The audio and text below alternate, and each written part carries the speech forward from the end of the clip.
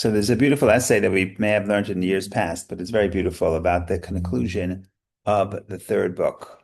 So you have the third book is concluding this week, the final parsha, and some things that the Rebbe would do is based on the Kabbalistic idea from the Book of Formation that the beginning is rooted in the end, and the end is rooted in the beginning. Is that you look at the end of the parsha, and first of all, you want to say that if it's the culmination of the book, then in some way it captures the theme of the entire book. You have an entire book, a fifth of the Torah. There's so many themes, but you have to get to what is the book really telling me? What is at the core of the message of the book? So you look at the end, and maybe the end is telling you this, the beginning, and then if you go in addition, you could show how the end and the beginning are connected, and maybe that theme is both in the beginning and in the end.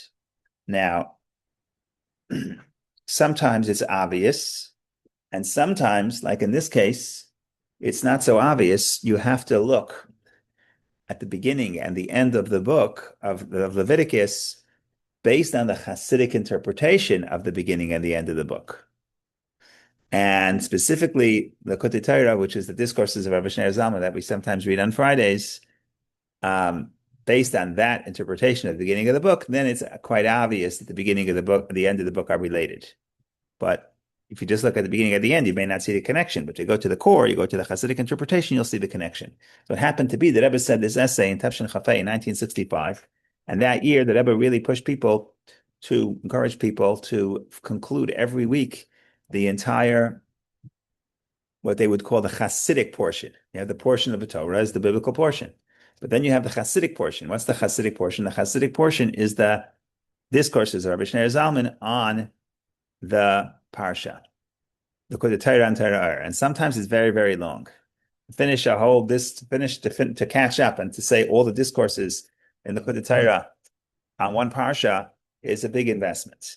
But that year, the Rebbe really encouraged people, and by the Farbrengen, there was a Farbrengen every single Shabbos because it was the year his mother passed away, and he would say whoever finished it should say L'chaim. It was always a push, and then specifically this every time he finished a book, he spoke about the conclusion of the book. So that's just to set up the historic background of this essay. So we want to think about the beginning of the book, the beginning and the end of the third book to get what is the core essence of the third book, and then also to do so, sometimes you have to go to the Hasidic interpretation. Okay. So you have a lot of themes in the third book. And ultimately, the beginning of the third book is about offerings, korbanot, offerings in the temple. And one way to think about it, that you start in the holiness of the temple, and in a way, you're going outward, right? Because in the beginning, in the beginning, in the beginning, it's bringing the offerings to the temple itself. So it's in a very holy environment. And then we talk about the inauguration of the temple, which is again holy environment. But then we move outward. And the last couple of weeks we talked about how to bring holiness to the day, to every day. And then we talked about how every person could be holy, let's say on the holidays. And in this parsha also, how to bring the holiness to the land of Israel, which is more physical, right? So in other words, we're starting with in a very spiritually isolated and intense space, and then we're moving and bringing the holiness to the rest of the world. That seems to be the pattern of the third book. Even in this week's parsha, we may have talked about this Tuesday, I don't remember, but we certainly wrote about it in the past, and I think I'm writing about it today as well. You start with the name of the parsha is Behar, Mount Sinai, and then it talks about what to do in the land of Israel. So there's this relationship between Sinai and Israel, right? So Sinai, we're separate and removed from the world, and in Israel, we're farming the land, right? So we're moving from Sinai to the earth. That seems to be the trajectory, the way we're going, the place we're headed. Okay. So let's zoom out for a second. We're talking about it's the book of holiness, and it's the book of coming close to God. The question is where? In the temple, out of the temple. But if you want to generalize, it's the book of holiness. Um, Maybe we could say that there's different types of categories of holiness. And then, if you really want to generalize it, and then say, what is the real ultimate type of holiness? So that's what we're going to say. We're going to say, if we have to say that, find the pattern of all the different details in the temple, in the third book, and say, what really are we talking about? What's really at stake? We can boil it down to two concepts, and then we want to figure out the relationship between these two concepts, which one is greater, which one is first, which one is second. So because I told you we're going to look at the end, so we'll look at the end and we'll read the end and maybe we'll read it. We're not going to read the whole essay of the Rebbe inside. Maybe we'll read a little of the Rebbe's commentary on, because it's very beautiful, on the end, and then we'll connect it to the beginning. So what do you have at the end of the parsha? So the end of the parsha this week, you have the rebuke. If the curse is, if you follow the commandments, will be blessed. If not, they'll be exiled, be rebuked, will be exiled, and there'll be persecution. Okay. After that, you get to all kinds of laws about donation to the temple. Erchin. Someone says, I'm going to give the value of myself to the temple. I'm going to give the value to my field to the temple. So there's all kinds of ways of how to calculate how much I owe the temple. So it goes basically gifts to the temple, which comes full circle because the third book, is about the book of the temple. So the temple needs not only to build the temple, anyone who ever, you also need the what do they call it? They call it the operating funds. It's very good to build a $10 million building, but then if you don't have operating funds, you're gonna run into trouble. So the beginning of the parsha is build the temple. The beginning of the book is build the temple. The end of the parsha is could you upkeep? Could you keep this up? So it's erchin. People will give value of something to the temple. So there's a lot of discussion. And amongst that discussion, the conclusion is we conclude with two different types of offerings. Seems like specific offerings. Those offerings are very similar in some ways, but they're also, as we will see from the deeper perspective, they're dramatically different. And basically, in the context of where this appears, is basically saying you cannot give this to the temple. Why? Because it already belongs to God. What is that? That's the Bechor, that's the firstborn animal. So the firstborn animal belongs to God. Why? Why does the firstborn animal belong to God? Because God spared the Jewish firstborn. And therefore, as a remembrance, we have a mitzvah to sanctify firstborn Israelite and also firstborn animal. So in times of the temple, the firstborn animal, you have to take it to the temple. It's holy. You can, and you have to offer it as an offering. And if you don't take it to the temple, you're not allowed to use it for anything mundane, unless it has a blemish. So it's basically, it's a whole area of law that we try to avoid nowadays because we have no temple, but it still applies. So if you think about it, if you're planning on raising animals, you want to make sure the firstborn animal being born in your flock, sheep, is a problem because then you have to worry about its holiness. So there's all kinds of ways. Maybe make a partner with a Gentile, but it's an issue. So that's one form of holiness, Bechor, firstborn. And basically, Torah is saying you can't give the firstborn to God. It already belongs to God. It's holy. Okay. And then there's another form. Another form of holiness describes as Ma'aseh Behema, tithing of the animal. Basically, every year, this also, the mitzvah applies, but it's not practical because you'll see in a minute why it's not practical. The mitzvah is that every year, all the new animals born in your flock, you have to give 10% to the temple. How do you give 10% to the temple? So the easy way is count how many flock you have and give 10%. No, that's too easy. What you do is you have to bring all the new animals born into a barn. And then you create an opening. And then you let each animal pass through the opening. And then you count 1 to 10. And when you get to 10, you take a stick. It has a red little color on the stick. And then you touch the animal. And that's holy. And then you keep counting. And every 10, you count. And you make it holy. And there's all kinds of laws in the Torah. What happens if you made a mistake? Instead of it was number 9, you called it number 10. It was number 11, you called it number 10. So because it's something that you have to sanctify, there's obviously room for mistakes. The firstborn, there's no mistakes. It's the firstborn. You can have a question if I'm not sure which animal is the firstborn. Believe me, there are plenty of confusion there too. So the Mishnah has all kinds of laws, sveikot, doubts of what is the firstborn. But also with the sanctification of the 10th, also you have to do it. So that is the conclusion. That's one of the second or third to last verse in the Torah. That's the conclusion. So now if we're thinking about the third book, and the third book is all about offerings, and the Torah chooses to conclude with these two offerings. So the thesis is these two offerings really capture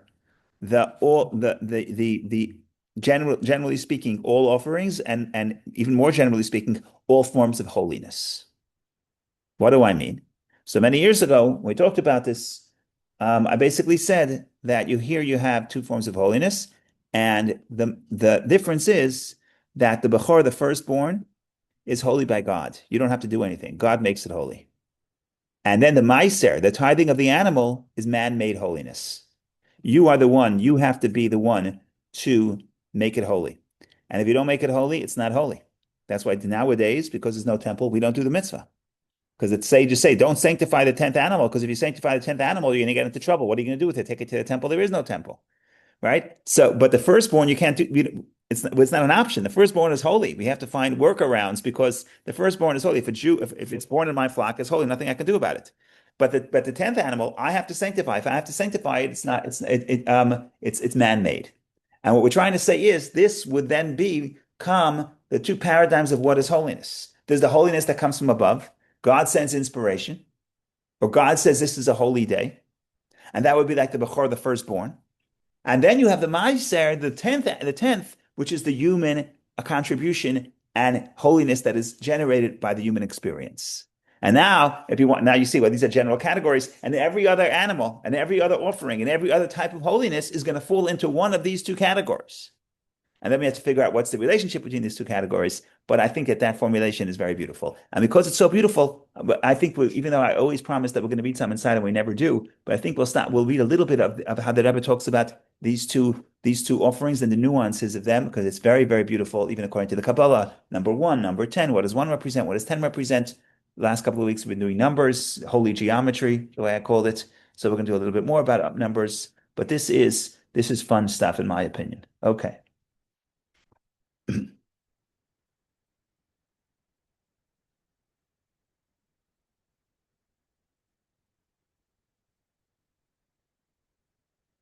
Okay, so I'm going to share the essay and we'll see what happens here.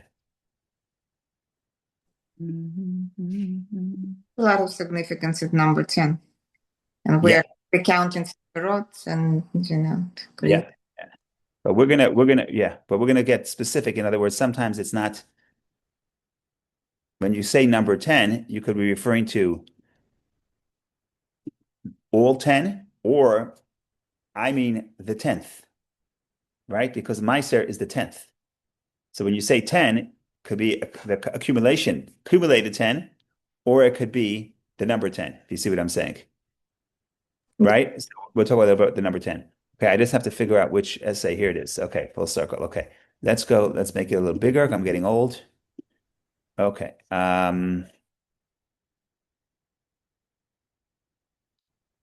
Okay. So I'll read a little bit. We're not going to read the whole thing. We'll read maybe a chapter or two, section 2, section 3. We'll see, and then we could analyze, and then we can jump around a little. The obvious connection, the end is wedged in the beginning, between the beginning of the book of Vayikra and its conclusion.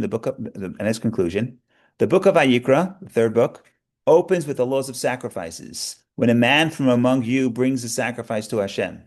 And the conclusion of the book of Vayikra also discusses two types of sacrifices. The Bechor, which is the firstborn, which, again, firstborn you have to bring to the temple because it's holy, and Meiser Behema, which is Hebrew for the tithing of the animals, as we mentioned before. Since these two sacrifices specifically are mentioned at the end of the book of Vayikra, they must reflect the comprehensive subject of sacrifices discussed at the beginning of the book of Vayikra. Of all the offerings, we conclude with these two. So we're saying these two capture all of the offerings. How so? The explanation. The difference between Bechor and Meiser is that Bechor, the firstborn, is inherently holy. It is made of Bechor and pronounced holy from above. Nothing you have to do. If you don't pronounce your firstborn holy, your firstborn is still holy. Its sanctity is unrelated to human action. The sanctity of Meiser, on the other hand, the tenth one, depends on a person's actions. He has to count the animals, and then the 10th shall be holy. Moreover, this is more apparent nowadays, since the sanctity of a Bechor is still extant, since it is inherently holy. So even today, when we don't have a temple, there is the holiness of a firstborn animal. Like I said, you have to deal with it. Best is to find a workaround, because once you get a firstborn animal, you're in trouble. So people would sell the mother animal. There's all kinds of issues here, but the reality is that it still exists because we don't have a temple. It's in exile. So what? The holiness is still there. It's inherent, right? So whereas the sanctity of Meiser it's not applicable now in accordance with the sage's decree that he should not separate Meiser but Behema. Now the sages say don't sanctify the 10th animal because if you're going to do, you're going to run into trouble. How are you going to preserve its sanctity? You can't take it to the temple. There is no temple. So the point is nowadays you see that the Bechor always exists. The firstborn, the holiness of the firstborn always exists because it's inherent. The holiness that comes from human effort is dependent. Sometimes it exists, sometimes it doesn't, right? Because it is dependent on the human being. Based on the above, we can better appreciate the order in our parsha. Bechor is written about first, followed by Meiser. In the course of a sacrificial avodah, coming closer to godliness, holiness is first drawn down Bechor. Only afterwards can a person engage in the avodah of elevating the material Meiser. In other words, the pattern, he says, first you have the holiness given from above, and then you could create your own holiness. And this is how he connects it with the beginning of the book, which I don't know if we should get into, and maybe I'll say it briefly, and then we'll maybe read it inside. I really want to get to the next paragraph. In the beginning of the book, Rabbi Shneur Zalman says that there's two types of inspiration. There's inspiration that comes from above, in Aramaic, from the language of the Zohar, inspiration that comes from above. And then there's the inspiration that comes from below. And he has this pattern that sometimes you're walking down the street and you get inspired and you want to pray and you want to study. And that's inspiration that comes from above. The problem with this inspiration is the inspiration doesn't last. It cannot last because it comes from above and I have a mood swing. Today I'm inspired, tomorrow I'm not. So he says that when you have an inspiration from above, that's just a calling, that's just an awakening that now I have to inspire myself. Now I have to commit. Now I have to do things to make that inspiration part of my daily behavior. Make that change my habits. And once that changed my habits, then even after the inspiration dissipates, it's not really going to dissipate because I grounded it within my life, within my own efforts. But the premise is that something that comes from above, if I didn't work on it, if I didn't create it, then by definition, it's going to be fleeting. It may last a day, it may last a week. By definition, it's fleeting, right? I say, I want to play music. Okay, I'm so inspired. How long will that inspiration last? It's not going to last. But if I say, therefore, once a week, I'm going to take 10 minutes and play piano, then that inspiration that came from above is going to last because I'm investing human effort. And that's what he talks about in the beginning of the third book. That's the first discourse that you study from Rabbi Shneur Zalman in yeshiva when you're 13, when you go to yeshiva when you're 14. Why? Because you're 14, you're very excited, you're very inspired. But that inspiration is just because of the environment. It's going to dissipate. You have to internalize it. You have to make it yours. And there, Rabbi Shneur Zalman says that's the beginning of the first verse of the Torah, where it says Adam, first verse of second verse of the book, which says Adam kerkiv miken, man will bring you close. So without getting into the grammar, which he may do here briefly, if we read it inside, man represents supernal man, is God. That's why it's in the singular. God brings you close.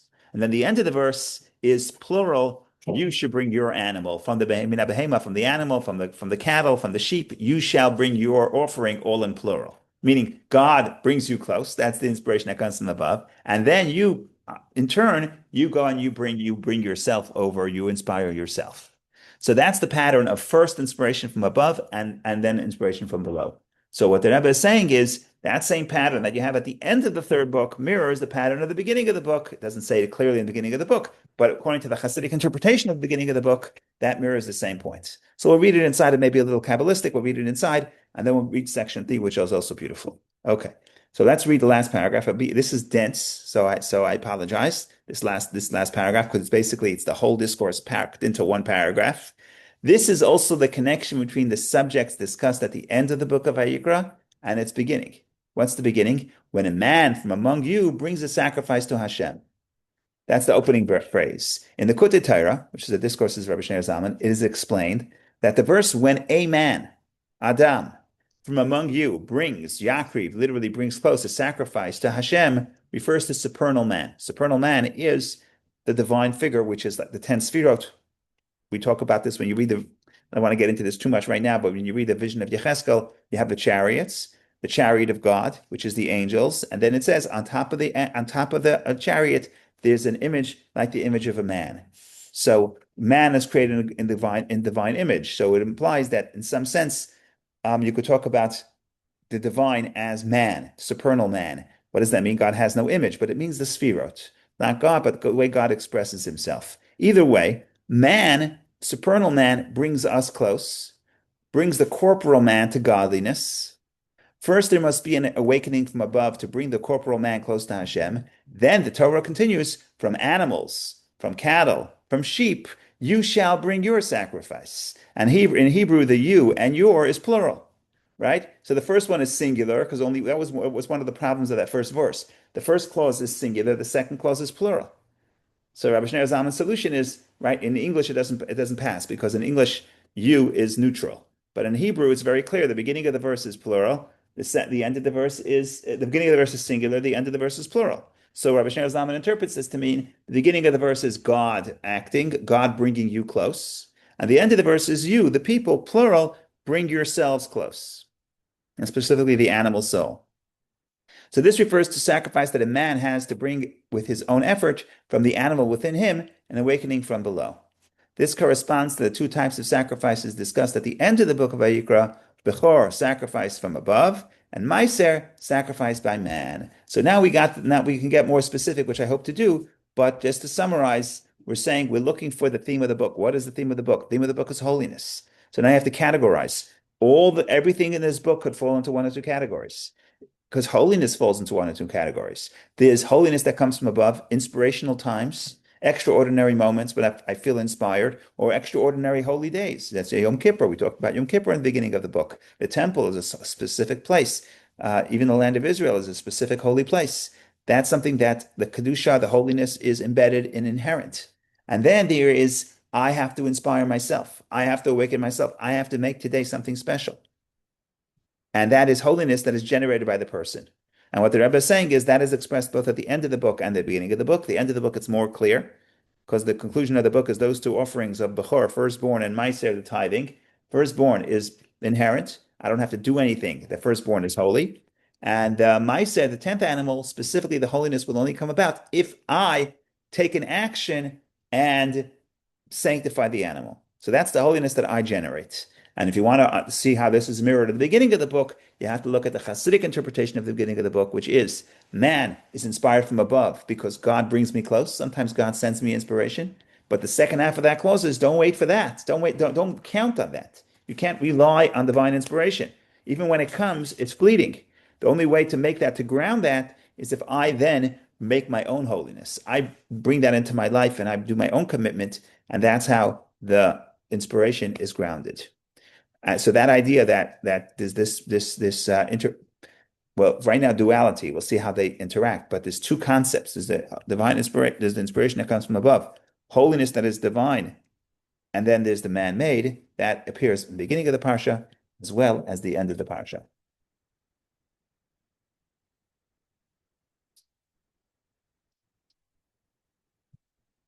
Yeah, so far so good. Makes sense? Good. Okay. And now we're going to get a little bit more detailed, but it's very beautiful. And then we'll continue and see which one is that. Okay.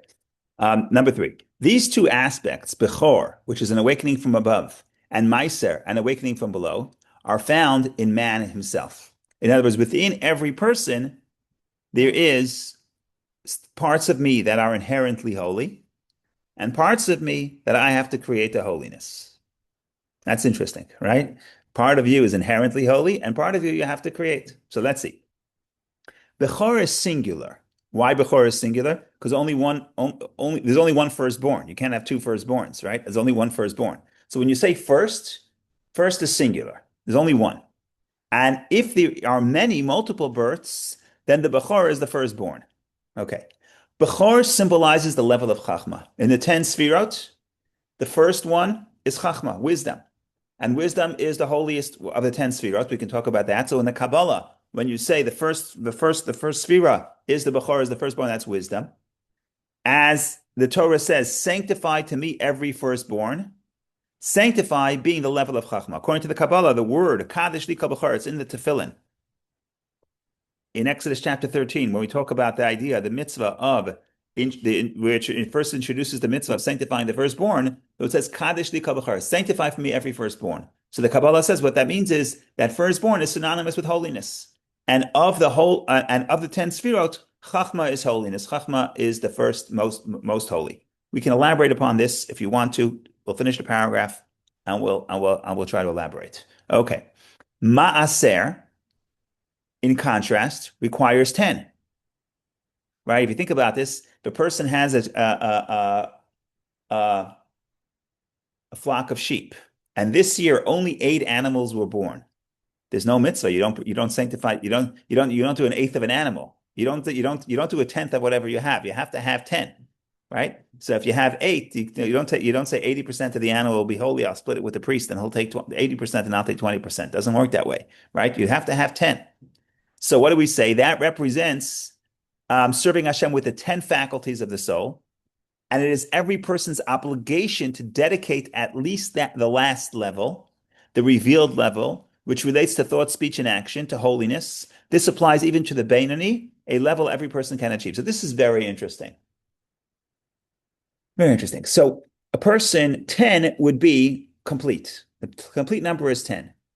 So when you say that every person has to create and give the 10th animal, it could mean everyone has to be perfect, but we're not saying that. What that means is number 10, everybody has to have. What's the 10?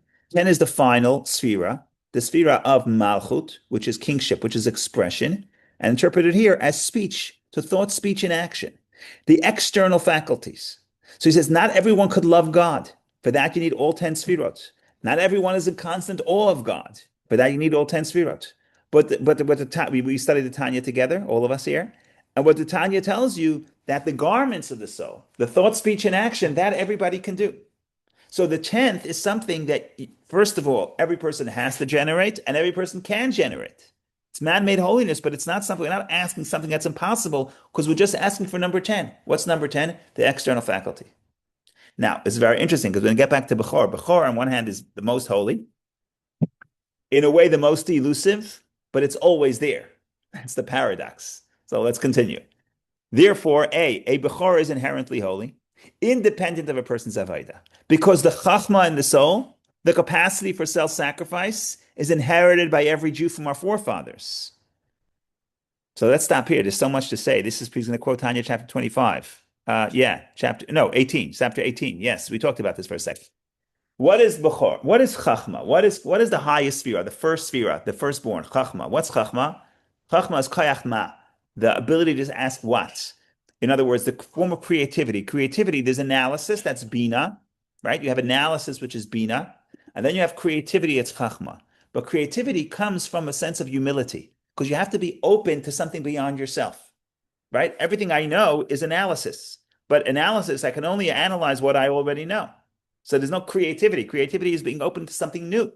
So in Kabbalah, Chachma is the ability to act, is the flash of creativity, is related to the concept of humility, asking what, and being open to what's outside myself. In other words, in the language of the Kabbalah, Chachma is the core of the soul that senses that there's something greater than itself, which is Hashem, and wants to connect to Hashem always under all circumstances, and is even willing to do self-sacrifice to connect to Hashem. It's the most important thing for it is to connect to Hashem. That's Chachma, and every single Jew has Chachma. And that's what it says in Tanya. We get it from our ancestors. If you're Jewish and you're a descendant of Abraham, Isaac, and Jacob, you have the Jewish spark of Chachma. And that's why, in there he explains, that's why Jews are committed to Judaism and they self-sacrifice.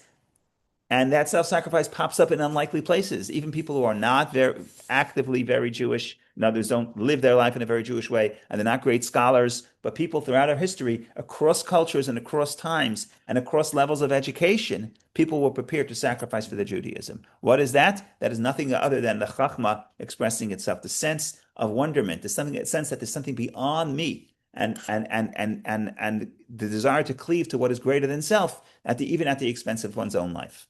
So that's Chachma. So now here we have the paradox of Chachma. On one hand, everybody has it. On the other hand, you can't create it because you didn't get it. You can't create it because it's greater than anything you can create. It's been given to you. But because you can't create it, nobody can take it away from you. So in other words, in the way that Tanya puts it, everyone has Chachma, but the Chachma is asleep. It's not revealed in your consciousness. And sometimes in a moment of crisis, the Chachma could wake up because you realize that what's at stake. My relationship to God is at stake. So I'll sacrifice everything I have for the relationship with God. But the point is, regardless of the paradox of Chachma as the firstborn, it always exists even in time of exile. Even like I said, the mitzvah, the animal, the holiness of the animal always, the holiness of Bechor always exists. And that's that because it's not created by me and it was granted to me. If I didn't create it, I can lose it. And it's the first, it's the highest level of my soul. So it's in the subconscious, but it's always there. By contrast, the final level, that's level 1. That's Bechor, the first one. The final level 10, that's the lowest level. That's the ability to go and express my connection to God outwardly in thought, speech, and action. That is something that the fact that I have a Jewish soul doesn't help. I have to do it by myself. I have to create the action. I have to create the speech. I have to express those ideals in my life. And if I don't, then I'm not going to have the sanctity of number 10. And that's why today in exile we don't have it because technically we can't have it right now. But the point here is that yes, we cannot live life to the same degree of holiness the way we did in the times of the temple. So here you have the paradox that number 1, which is the highest, is always there because it's not dependent on what I do. But then the ability to express that in my day-to-day life, which is number 10, that is something that is dependent on me. It's a much lower level, but it's dependent on me.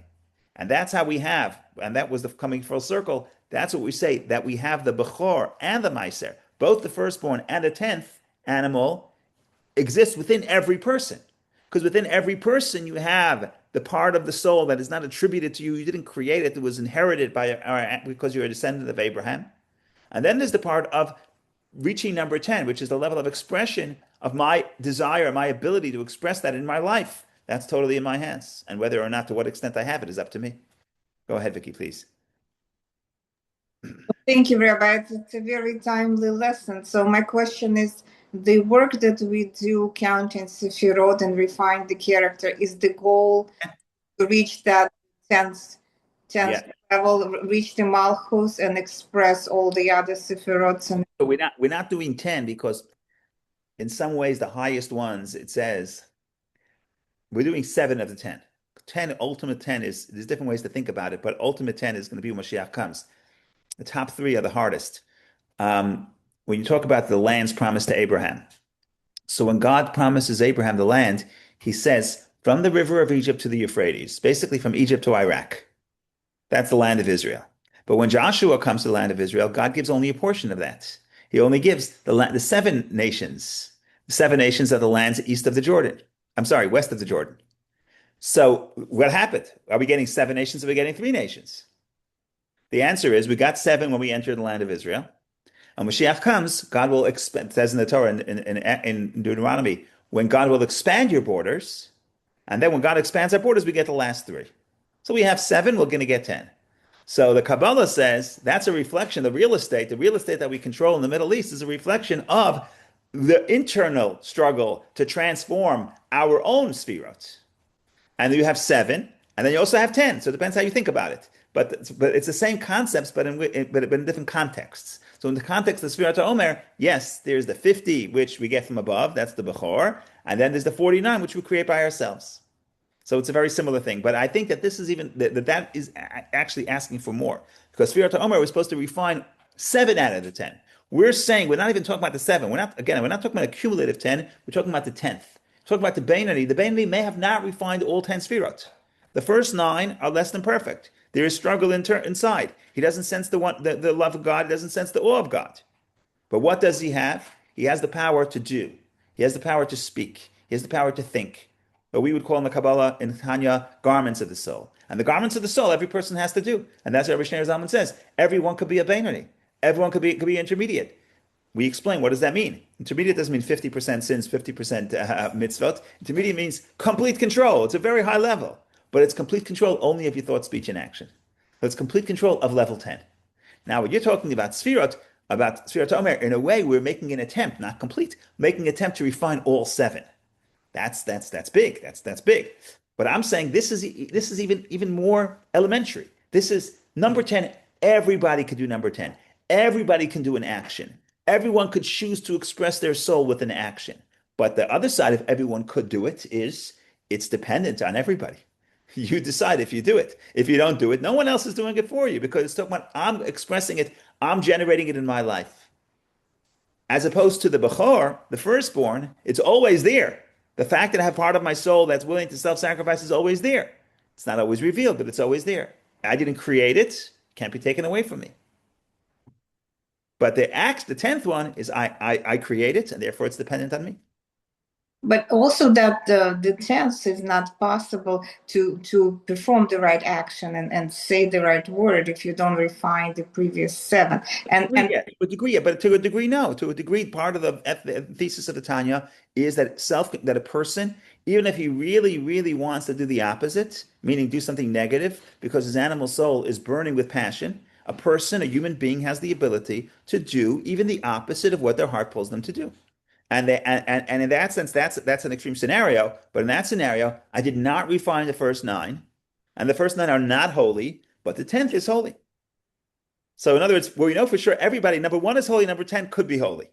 In between, it takes a lot of work, right? Number one is the chachma, the essence of your soul, the core of your soul that senses the what is beyond it, senses that it's part of God. That's always holy. It's not always in your consciousness because it's number one, but it's the firstborn. That's always holy. You don't create it, you can't lose it. Can't lose it. And then everybody to some degree is trying to develop all the other levels. But number 10, everyone could express, even if all my other spirot are pulling me to negativity. But number 10, action, speech, I could say and I could talk and I could think things that are the opposite of what I feel. I feel like I want to rob a bank. I could choose not to. I feel like I want to say something negative. I could say something positive. Even if internally it's inconsistent. Your number 10 is holy. Your number 10 is holy. When am I going to get all 10 holy? When Mashiach comes. But your number 10, everyone could count 10 and hit the 10th and say the action and the expression, that I'm going to bring, that holiness I'm going to bring into my life. But it's also an ideal. It's only if you awaken the chachma. If it's still asleep, then you cannot align. Yeah. So that's a good question. How do I awaken the chachma? It's not such an easy matter because chachma, it's not such an easy matter. Ironically, in crisis, it wakes up. When do I feel my unconditional love to my kids? Do I feel it every day when they're nagging me? No. But if God forbid there's a crisis, then you feel it, right? So that's the paradox here, that sometimes something that is so basic and so elementary, but you don't always feel. So it's an avodah, it's a service to bring the chachma into your life. Right. And some people do it better and some people do it worse. What's interesting is that in times of crisis, then it flares up, right? But the point here is that yes, there is an idea of connecting the etzem haneshama, the essence of the soul, to the faculties of the soul. You want to bridge this conscious and the subconscious. But the point is, even if you don't, the thought, speech, and action, number 10, that everybody can do at any stage of the game. In case you know, in case you know what's right, what's wrong, and you study. Yeah. Yes. We're talking about a case that I know, I just don't want to do it. I know what is right, but I'd rather not do it. I know I should eat broccoli, but I'd rather eat the jelly beans. I mean, that's just a metaphor because I don't want to tell you my real struggles. Okay. And now we get to the interesting point. The interesting point is, so you have holiness that's created by God, and then you have man-made holiness. Which one is greater? Obviously, the intensity of the holiness that God can create is much more intense. But what the Rebbe is going to say, if you look at the order of the parsha, the culmination is not the firstborn, is number 10. In other words, the culmination after everything we discussed. We discussed every form of holiness and every application of holiness and every way to opportunity to connect to holiness. What's the ultimate? The ultimate is, remember, there's Bechor, there's firstborn, this is what God gives you, and then this is what you create on your own. And the ultimate is what you create on your own, because that is the part that is most precious to yourself, but that's because it's most precious to God. And he brings a piece of Talmud. The Talmud says that a person would rather have one measure of grain that he works for on his own than 9 that he gets from as a gift. There's a certain pride that a person takes when they self-generate. And ultimately, everything in nature is because that's a reflection of the way God creates it, that to God, that is more valuable. Not so much what God gives us, but even this much smaller measure and effort that we do. But if we create it, that's something that's the ultimate holiness, that's the ultimate goal. And ultimately, that's the ultimate message of the third book, the book of Vayikra, the book of Leviticus, which is that even though basically it is divine inspiration is overrated. So when it comes, don't rely on it, but create your own inspiration to mirror it. It's an opportunity. When I wake up and I'm inspired, that's an opportunity to inspire myself, to do things, to bring that inspiration to my own life. And when I don't have it, it's also not a crisis because it's overrated to begin with. Because even though it's a much higher level, the Chachma is higher than Malchut for sure. Level 1 is higher than level 10, no question about that. If you talk about the hierarchy, but if you drop the hierarchy and you get to the essence is God. What God really wants is the human effort. And that's number 10. And that's why that's the conclusion of the book. And that's the big message. So I don't know if there's a lot of some Kabbalah, some practical here, but I think this is beautiful, beautiful message and beautiful way to conclude the book. So chazak, chazak, chazek, be strong, and may we be strengthened and have all forms of holiness. The number 1, number 10, all 10, and only good things. Thank you for listening. Thank you. Shabbat Shalom. Thank you, Karina. Shabbat Shalom. Thank you. Toda Rabah.